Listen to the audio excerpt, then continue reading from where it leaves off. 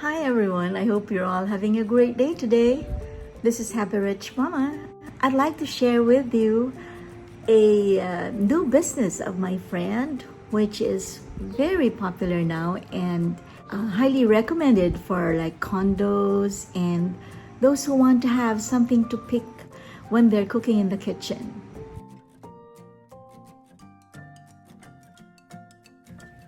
Okay, hi everybody. Welcome to Hydroherbs.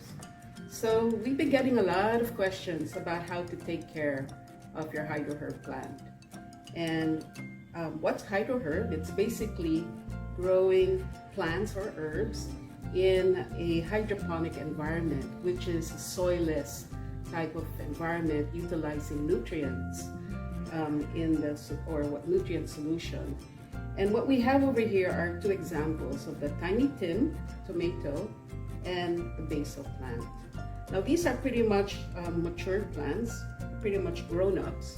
And as you can see over here, this is a 12-inch ruler. The plants are about 10 inches to 12 inches tall.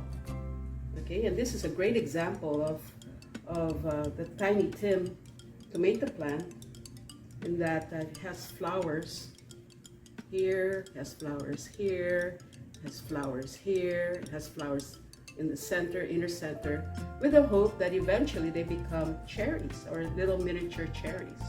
Another word for that is cherry tomatoes. So how do you take care of your hydro plant? So let's look at an example. What you need to understand with any hydro plant or hydroherb plant is the distance for mature plants between what we call the net cup and the solution. So if you can picture this environment, look how beautiful the roots are. That's one thing nice about hydroponics is you can actually see the roots and how healthy the plants are by just looking at their roots.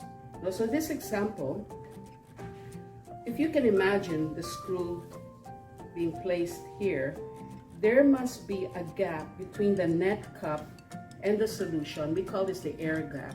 You must have this because some of the roots need air to survive, and the other bottom half can be reserved for the solution.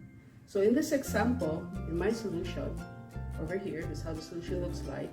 If you ever need to refill it, because right now the solution is about here, and I would like to have, let's say, the solution up to here, just leave enough for the air gap.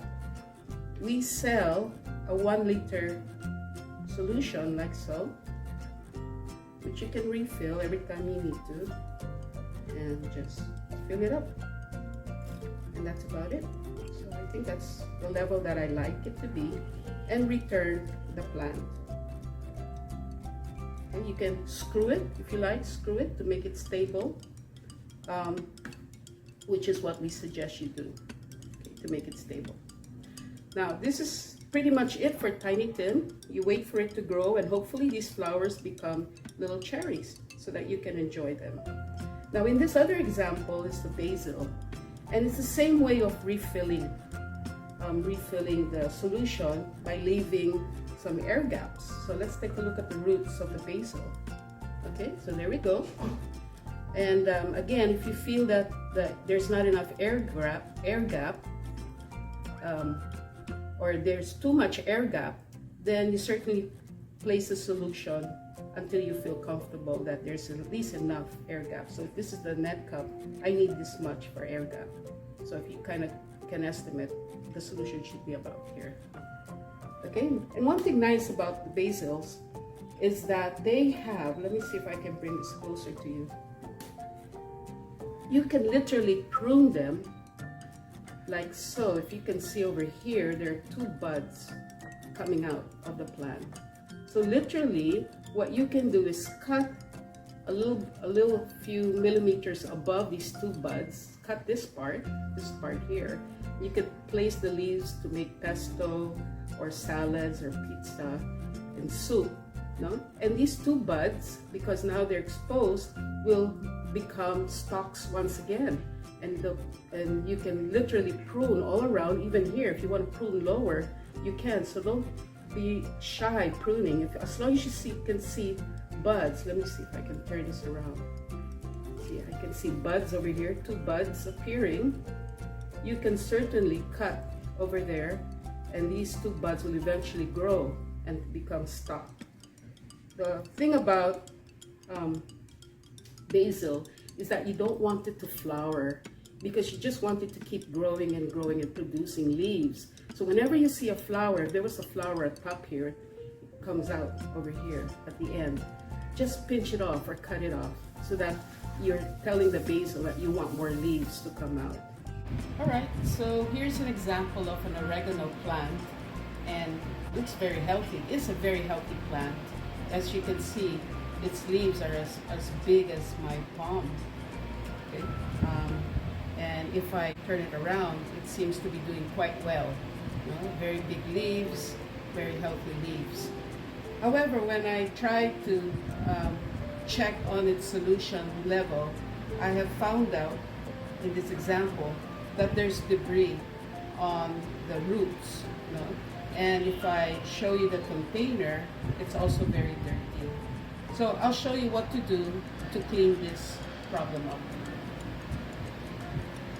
So here's the container, and as you can take a look, it's a little bit, there's algae in the water, a little bit in the water, and it has affected also the roots. This happens when the container is exposed to the sun and the light goes through the container, and so algae eventually grows, whether it be in soil or in a hydroponic environment.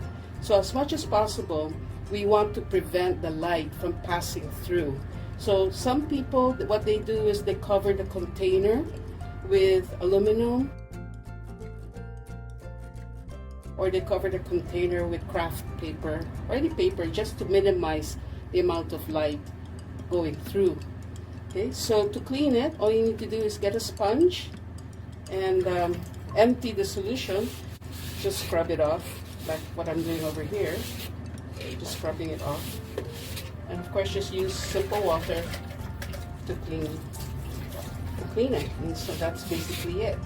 Now for the roots, what we do, these are the air roots, and these are the roots that have been exposed to some debris.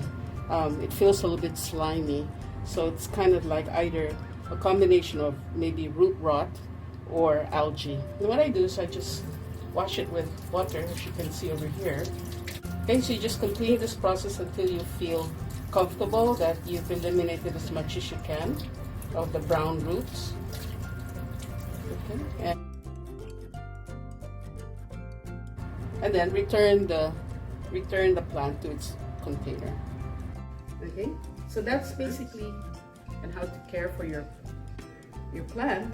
And pretty soon we'll be coming out with oreganos, we'll be coming out with rosemary, and who knows, maybe we'll come out also with strawberries, which is very exciting for us. Okay, so have a nice day, and again, we hope you enjoy your Hydroherb.